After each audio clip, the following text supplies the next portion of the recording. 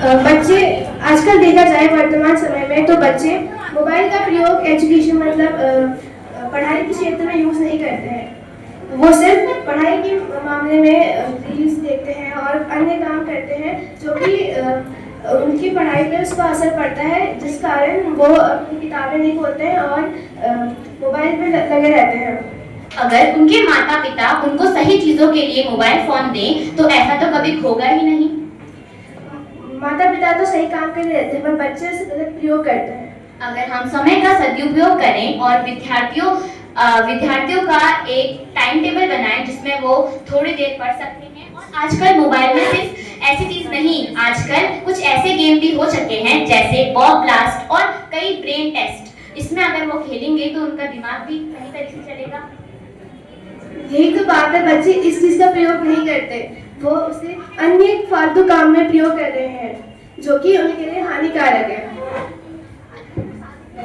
मेरा आपसे दूसरा प्रश्न है, अगर मोबाइल इतना ही अच्छा है तो ये बच्चों की शारीरिक और मानसिक स्थिति पर बुरा असर क्यों डालता है? मैं यह नहीं कह रही कि यह डालता है, मैं तो कह रही हूँ यह सही चीजों के लिए उपयोग किया जाता है।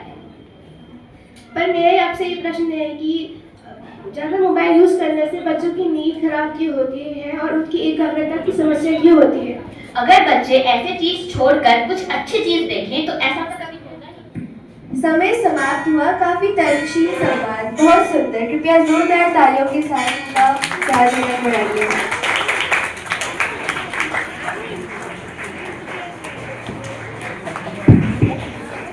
को मंच पर बुलाते हैं।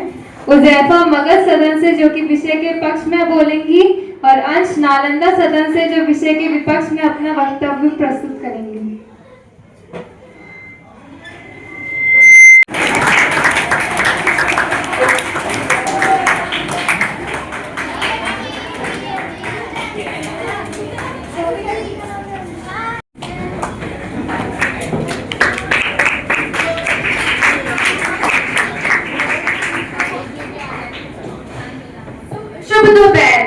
माननीय अध्यक्ष महोदय, आदरणीय निर्णायकगण और मेरे प्रिय साथियों, मैं उज़ैफा मगध सदन से आज मैं इस विषय के पक्ष में ये दृढ़ता से अपने विचार व्यक्त करना चाहती हूँ कि मोबाइल विद्यार्थियों के लिए साधक है, बाधक नहीं।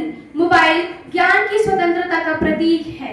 जो शिक्षा पहले के समय में केवल शिक्षकों या पुस्तकों तक सीमित थी, आज वे मोबाइल ने हर विद्यार्थियों के हाथ में दे दी है, हथेली पर दे दी है। यह किसी डिजिटल पुस्तकालय से कम नहीं है। यह किसी पुस्तकालय से कम नहीं है। मोबाइल ने शिक्षा को सीमाओं से मुक्त किया है। पहले के समय में जो विद्यार्थी दूर दराज के गांव में रहते थे, वे इस उच्च शिक्षा से वंचित रह जाते थे। आज वे मोबाइल के द्वारा ऑनलाइन क्लासेस, डिजिटल लेक्चर और एआई आधारित शिक्षण ऐप्स की मदद से विश्व स्तरीय जानकारी शिक्षा प्राप्त कर पा रहे हैं।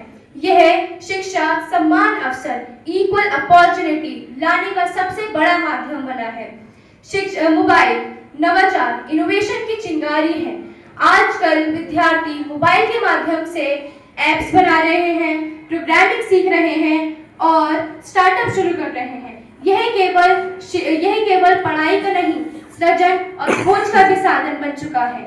और अंत में मैं बस आपसे यही कहना चाहती हूँ कि हम यह नहीं कह सकते कि मोबाइल बाधक है। बाधक वह नहीं जो ज्ञान दे, बाधक तो वह है जो उसके उपयोग को गलत दिशा में ले जाए। यह तो एक शक्तिशाली औजार है, बस यह विद्यार्थी के हाथ में है कि वह इससे भविष्य बनाते हैं या सिर्फ समय गवाते हैं। धन्यवाद।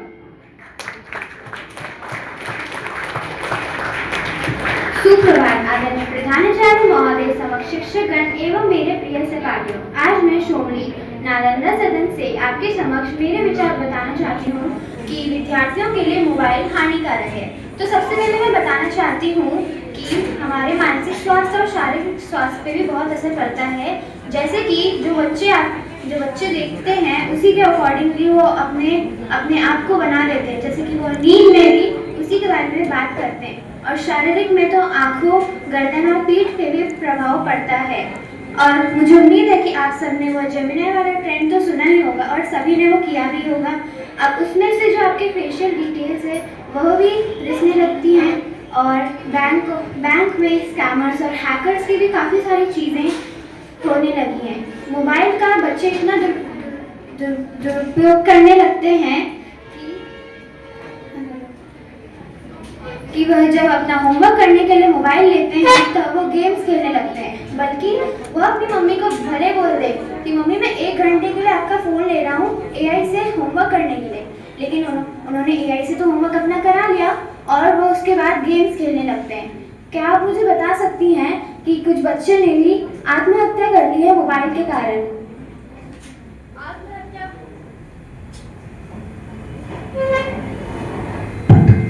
अगर आप आत्महत्या की बात करिए तो इसका मेरे पास जवाब है। माँ बाप अपने बच्चों को उतनी देर के लिए ही फोन दे सकते हैं, मोबाइल दे सकते हैं जितनी उनको जरूरत हो, जितनी देर तक उनको जरूरत हो।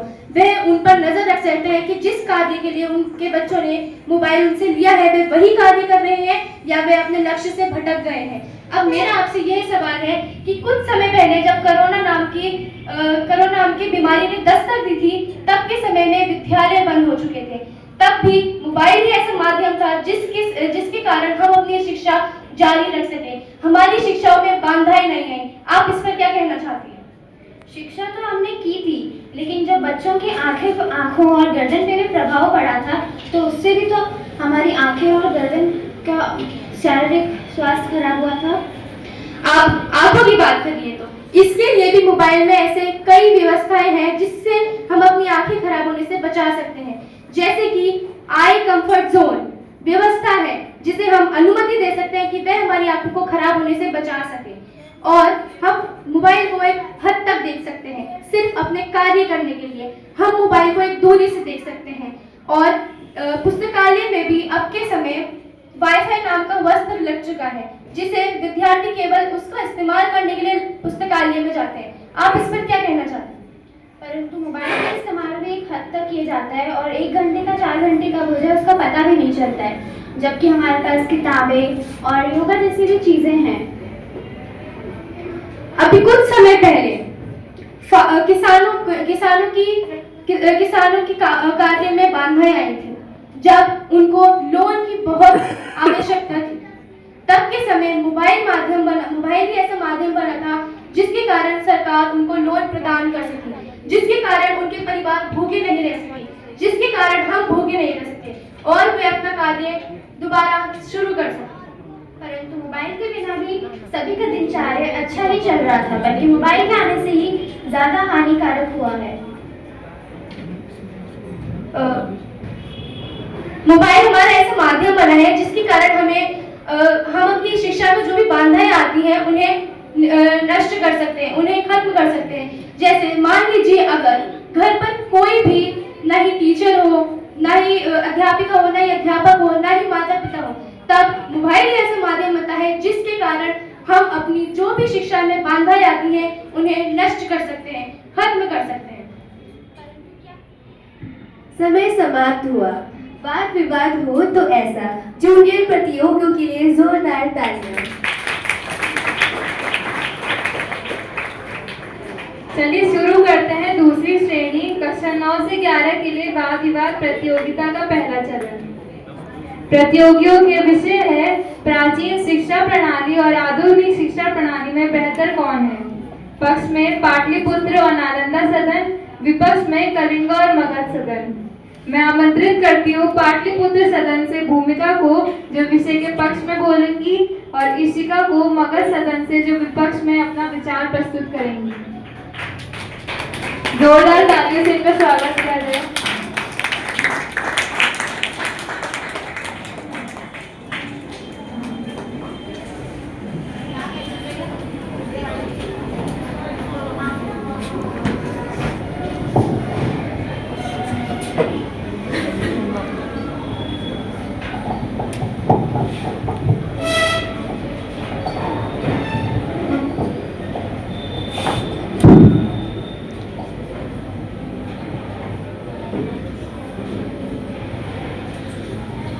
सुप्रभात आदरणीय निर्णायक मंडल, समक्ष शिक्षकगण एवं मेरे प्रिय सहपाठियों।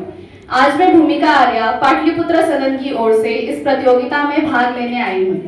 सर्वप्रथम मैं रजनी मैम का धन्यवाद करना चाहती हूँ कि उन्होंने इस प्रतियोगिता के लिए मेरा चयन किया। मैं प्राचीन शिक्षा के पक्ष में बोलना चाहती हूँ। हमारी प्राचीन शिक्षा प्रणाली जैसे कि गुरुकुल प्रणाली न केवल ज्ञान देने का माध्यम थी, बल्कि वह चरित्र निर्माण, अनुशासन और नैतिक मूल्यों का भी केंद्र थी। उस समय शिक्षा का उद्देश्य केवल रोजगार पाना नहीं था, बल्कि मनुष्य को संपूर्ण बनाना था। अपने गुरु के सानिध्य में रहकर विद्यार्थी आदर, अनुशासन, विनम्रता, आत्मसंयम और आत्मनिर्भरता सीखते थे।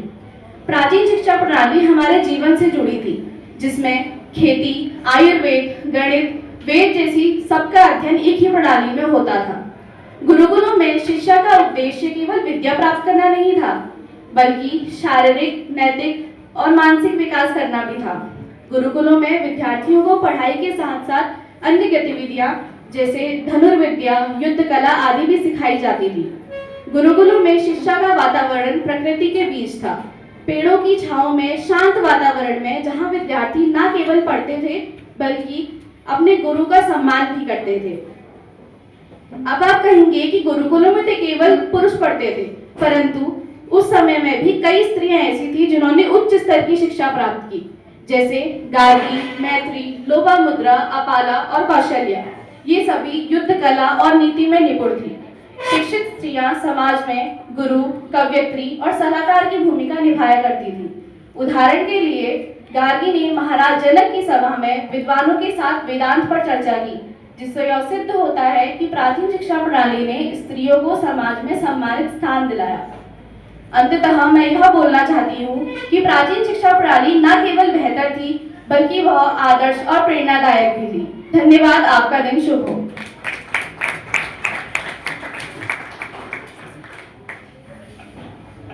शुभ अपराह्न। शुभ अपराह्न।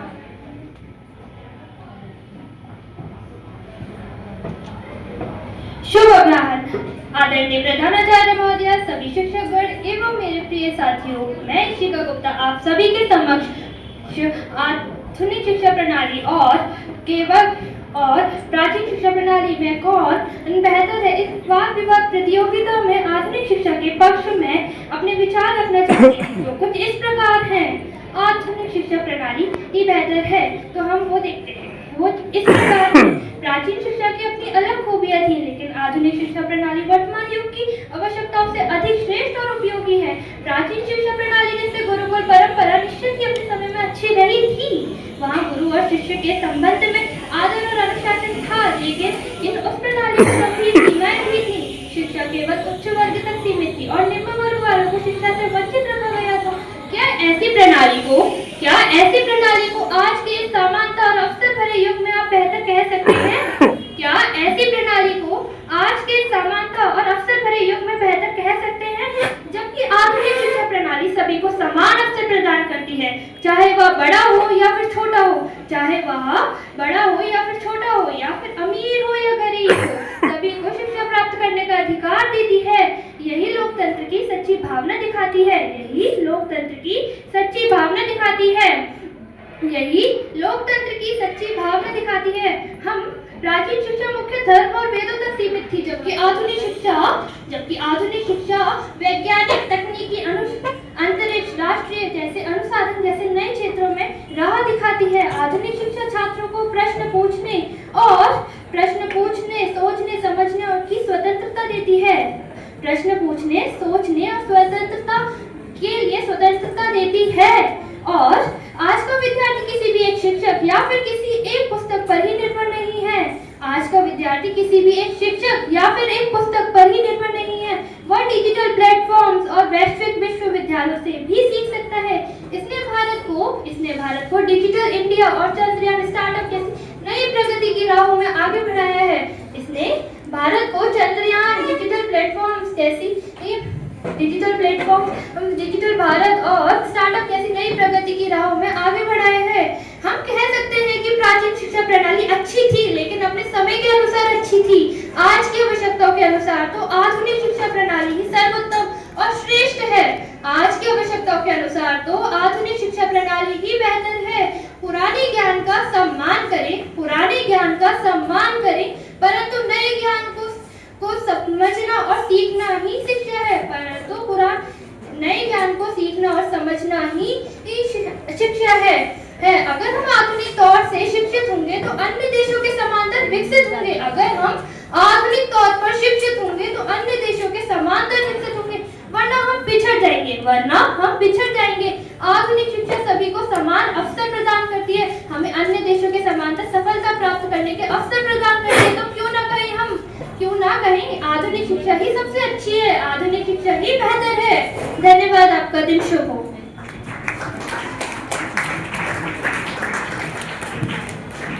धन्यवाद। मंच उत्तर प्रति उत्तर के लिए खुला है। मेरा प्रश्न आपसे यह है कि प्राचीन शिक्षा इतनी श्रेष्ठ थी तो उसमें निम्न वर्ग वालों को शिक्षा से वंचित क्यों रखा गया? अगर प्राचीन शिक्षा इतनी श्रेष्ठ थी तो उसमें निम्न वर्ग वालों को वंचित क्यों रखा गया? ऐसा नहीं है। निम्न वर्ग वालों के लिए वहाँ आश्रम भी थे जिसमें गुरु उन्हें सभी तरह का ज्ञान दिया करते थे। ऐसा नहीं है, कितने लोगों ने उसमें कठिनाइयां भी सही है। जैसे बहुत सी महिलाएं जो थी उन्होंने कठिनाई सहकर परीक्षा दी और शिक्षा ली है, तो हम क्यों नहीं? जैसा मैंने अभी कहा कि प्राचीन शिक्षा में कई महिलाओं ने उच्च स्तर की शिक्षा प्राप्त की। मैंने आपको उदाहरण भी दिया था कि गार्गी ने राजा जनक की सभा में उन्होंने कठिनाइयां भी तो सही, या तो उन्हें शिक्षा एकदम से नहीं प्राप्त हुई ना, जैसे अन्य उच्च वर्ग वाले लोगों ने प्राप्त करी, उन्हें उस समान की शिक्षा नहीं दी गई ना, उन्होंने बहुत कठिनाइयां सह के शिक्षा प्राप्त करी। क्या आप बताइए, क्या प्राचीन शिक्षा जो है तकनीकी युग में, आधुनिक तकनीकी युग में पर्याप्त है?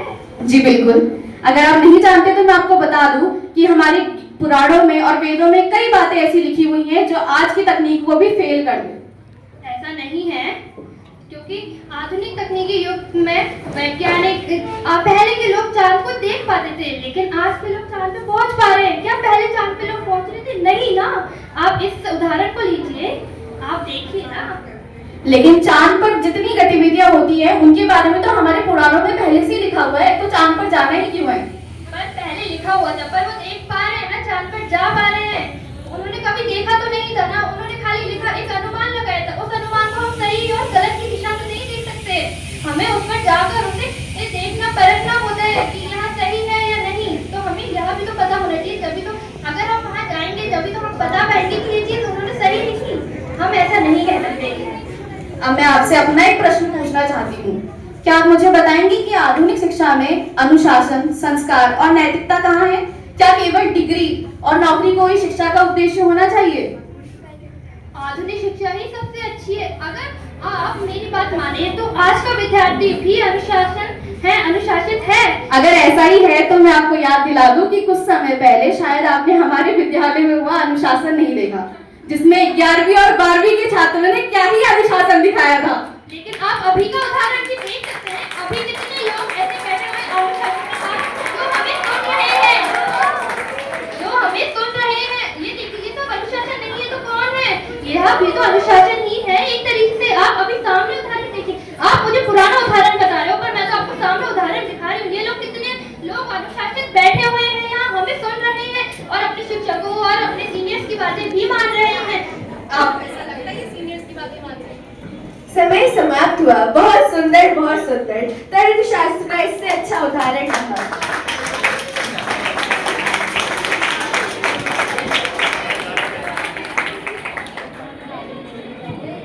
अब मैं अंतिम बार विवाह जोड़ी को बुलाना चाहूंगी। नालंदा सदन से दिया जो विपक्ष के पक्ष में अपना मत रखेंगे, और कलिंगा सदन से वान्या जो विपक्ष में अपने विचार प्रस्तुत करेंगे। जोरदार तालियों से स्वागत किया जाए।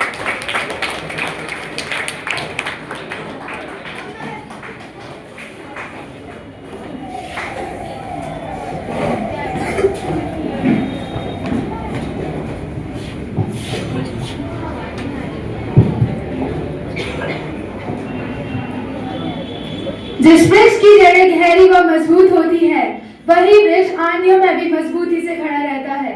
उसी प्रकार हमारी भारतीय प्राचीन शिक्षा प्रणाली हमारी सांस्कृतिक, नैतिक और आध्यात्मिक जड़ों को सशक्त बनाती है। माननीय अध्यक्ष महोदय, आदरणीय निर्णायकगण एवं उपस्थित सभी विद्वान साथियों को मेरा प्रिय नमस्कार। मैं दिया कक्षा 9 की छात्रा आज आप सभी के समक्ष नालंदा सदन से विषय भारतीय प्राचीन शिक्षा प्रणाली और आधुनिक शिक्षा प्रणाली में बेहतर कौन है के पक्ष पर रहकर अपने विचार प्रस्तुत करना चाहती हूँ। प्राचीन शिक्षा का उद्देश्य केवल ज्ञान देना ही नहीं बल्कि चरित्र, अनुशासन और आध्यात्मिकता का निर्माण करना था।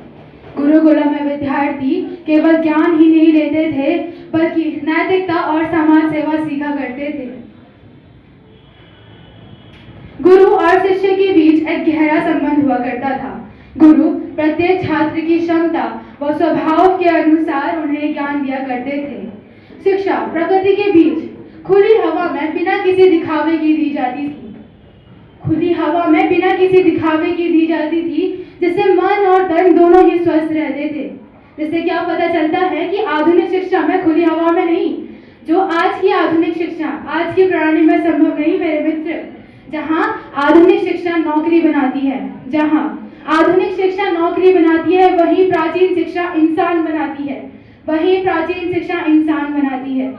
अब मैं प्राचीन शिक्षा की कुछ विशेषताएं बताना चाहूंगी। जैसे कि प्राचीन शिक्षा प्रणाली में बहुत सारे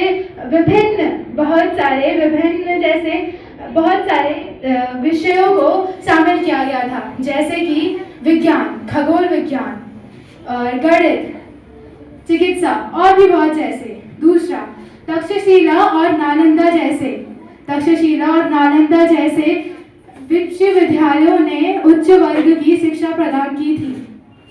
अंत में मैं अपनी वाणी को यह प्रश्न पूछकर विराम देना चाहूंगी कि अगर हम अपनी जड़ों को ही काट जाएंगे तो क्या हमारी पहचान रहेगी? और जिस शिक्षा ने हमें आर्यभट्ट, पाणिनि और ब्रह्मगुप्त जैसे महान सितारे दिए, उस शिक्षा को हम बेहतर क्यों ना करें। धन्यवाद।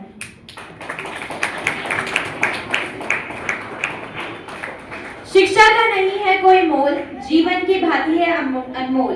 शुभ अपराह्न अधानी प्रधानाचार्य महोदय, समक्ष शिष्यगण एवं मेरे प्रिय सहपाठियों, मैं आज कलिंगा सदन से वान्या कक्षा 9 की छात्रा आपके समक्ष प्राचीन शिक्षा प्रणाली और आधुनिक शिक्षा प्रणाली के विपक्ष में प्रस्तुत करने जा रही हूँ। सबसे पहले, आधुनिक शिक्षा वह माध्यम है जो विद्यार्थी को खाली किताबों तक सीमित नहीं रखती बल्कि वह दुनिया से जोड़ती है। और आज का युग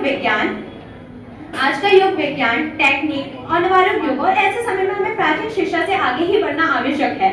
और प्राचीन शिक्षा में टेक्नोलॉजी, कंप्यूटर, विज्ञान और ऐसी बहुत सारी चीजों की समस्याएं झेलनी पड़ती थी, बल्कि आधुनिक शिक्षा में इन सारी समस्याओं का हल आ चुका है। और कौशल आधारित शिक्षा, आधुनिक शिक्षा में मनुष्य को रटने में मजबूर नहीं करा जाता बल्कि सोचने में, समझने में और समस्याओं में मदद करी जाती है। और टेक्निक के नए अवसर जैसे स्मार्ट सिटी, डिजिटल लैब और वर्चुअल लैब, डिजिटल लाइब्रेरी और बहुत सारी चीजें। और शिक्षा आज एक कमरे तक सीमित नहीं है बल्कि वह अलग अलग स्थानों में बढ़ चुकी है। स्वर्गीय युग जैसे आधुनिक शिक्षा खेल, कला, नौतिकता और इन कलाओं में भी बराबर ध्यान देती है, क्योंकि आधुनिक शिक्षा मनुष्य को संपूर्ण मानव बनाती है बल्कि शिक्षा मशीन नहीं। समान अवसर, डिजिटल प्लेटफॉर्म और ऑनलाइन सिस्टम ने मनुष्य अमीर, गरीब, शहर और गांव की दूरियों को कम कर दिया है। और मनुष्य इंटरनेट के जरिए शिक्षा कहीं पर भी प्राप्त कर सकता है। और प्राचीन शिक्षा में उच्च विद्यालयों के छात्रों को शिक्षा को अवसर दिया जाता था बल्कि निम्न वर्गों के छात्रों को शिक्षा से वंचित रखा जाता था। तो मैं संपूर्ण विश्वास से कहती हूँ कि आधुनिक शिक्षा आज को भविष्य से जोड़ती है और आधुनिक शिक्षा आज की आवश्यकता ही नहीं बल्कि आगे की मजबूती नींव है। धन्यवाद।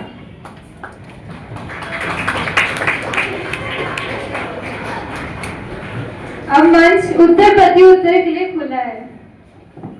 तो वान्या, मेरा आपसे सवाल यह रहेगा कि आधुनिक शिक्षा अंकों तक सीमित रहकर चरित्र निर्माण के उद्देश्य को तो भूल ही गई है। तो मेरा आपसे प्रश्न यह है कि क्या आपको लगता नहीं कि आधुनिक शिक्षा हमें अपने संस्कारों से दूर कर पश्चिमी संस्कृति की ओर ले जा रही है? क्या रहेगा आपका उत्तर? ये मानव पर निर्भर करता है कि वो अपना विश्वास कैसे रखता है, क्योंकि आज भी मानव भगवत गीता, पुराण और आदि ऐसी चीजों पर डिपेंड है कि वो पढ़ता है। तो ये तो आप डिजिटल की बात कर रही हैं। नहीं, ऐसा नहीं है। हर मानव एक जैसा नहीं है। हाँ, ये तो आपने सही कहा, पर प्राचीन काल में तो हम किताबों से पढ़ते थे, ना कि डिजिटल वेब खोल के। तो आज भी वो सारी चीजें सीमित हैं। मेरे को तो नहीं लगता। आजकल मुझे तो लगता है कि यहाँ पे भी लोग ज़्यादातर डिजिटल वेब और ऑनलाइन चीज़ों में ही हैं, जो अपनी प्राचीन, अपने सांस्कृतिक चीज़ों को भूल रहे हैं। प्राचीन शिक्षा में भी ऐसा हुआ करता था कि वो लोग दूसरे लोगों से जाके पूछते थे और ऐसे समय बर्बाद भी हुआ करता था। और आजकल ऐसा नहीं है। दूसरे लोगों से जाके पूछना। हाँ, पहले बार ऐसी चीजें सीमित नहीं थी। किताबें भी हुआ करती थी, हर इंसान के पास उनकी खुद की किताबें हुआ करती। मैं भी आपसे एक प्रश्न पूछना चाहूंगी कि प्राचीन शिक्षा में वैज्ञानिक शिक्षा को क्यों नहीं पढ़ाया जाता था? वैज्ञानिक शिक्षा क्यों नहीं दी जाती थी? मैं समझी नहीं आपने क्या पूछा मुझसे। प्राचीन शिक्षा प्रणाली में वैज्ञानिक शिक्षा क्यों नहीं दी जाती थी छात्रों को? अच्छा, दी जाती थी। बहुत से लोग दुकानें खोल के बैठे थे अपनी दुकानें खोल के अपने व्यवसाय चलाने के लिए बैठे थे। क्यों नहीं हुआ करता था? होता था। पर जरूरी से शिक्षा नहीं दी जाती थी, पर आधुनिक शिक्षा में तो पूरी अच्छे से शिक्षा दी जाती है। समय समाप्त हुआ। दोनों प्रतियोगियों को बहुत बहुत शुभकामनाएं।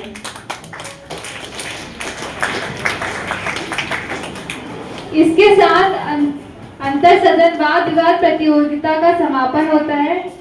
हमारे सभी प्रतियोगियों ने गजब की स्पष्टता और आत्मविश्वास का प्रदर्शन किया। एक बार जोरदार तालियां सभी प्रतियोगियों के।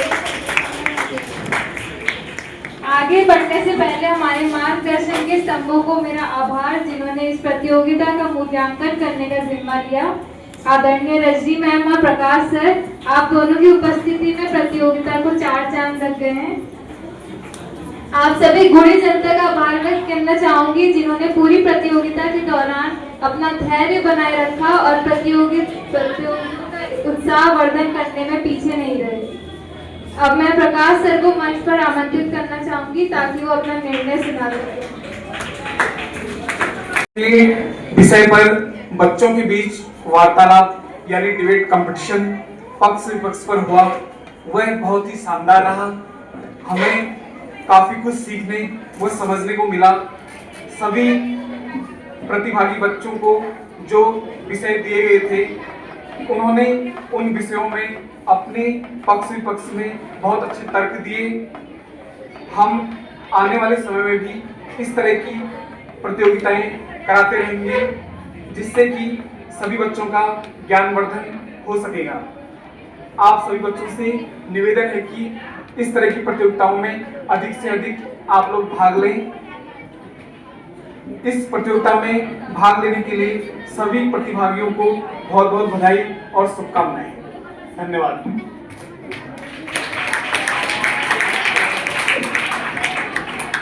जूनियर वर्ग में फर्स्ट आई है उजैफा।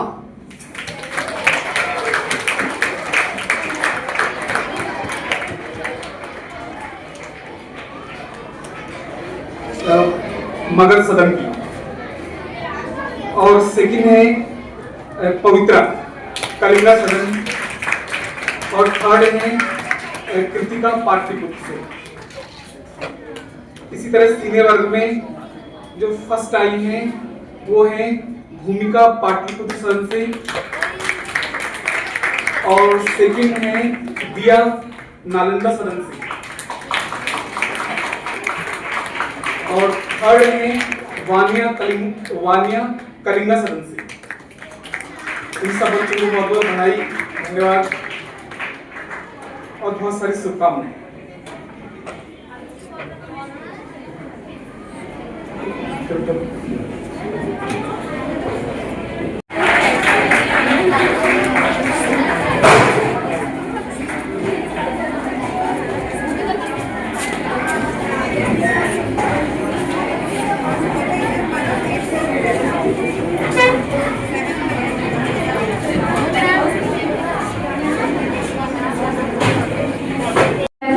मगध सदन से।